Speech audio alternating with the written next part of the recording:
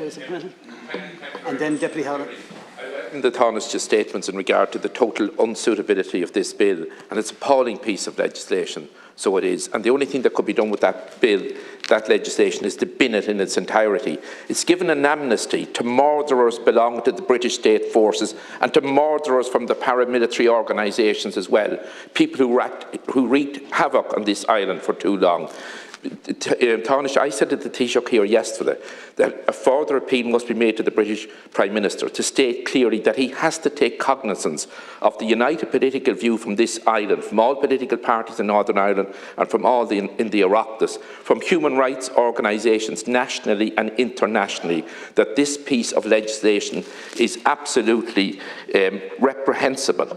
It gives an amnesty to people who carried out vile and evil murders and other crimes. And here suddenly, this legislation put an end to inquests and investigations. I have worked and campaigned along with families who have striven for the truth for decades and decades.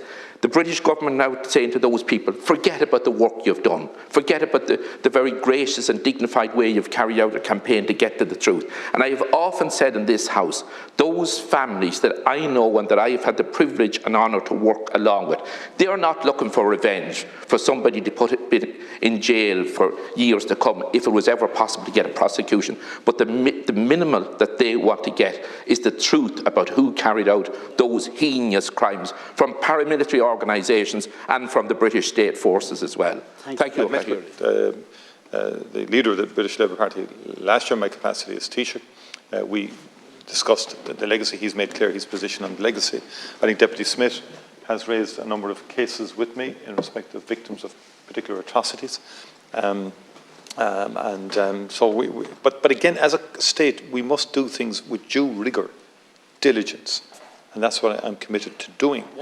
If one wants to pursue a legal case of this significance, it has to be well grounded, and there has to be significant due diligence done in advance. I don't believe in a sloganeering approach to these matters. These are very serious issues. They're matters of considerable weight. But I will be guided in a victim-centred approach, and I've met many victims of state forces, British state forces, but also victims of the Provisional IRA, of loyalist paramilitaries, and they have not got closure. And this bill would end any chances of many of them getting closure, which I think is deeply regrettable. Thank you, Tánaiste.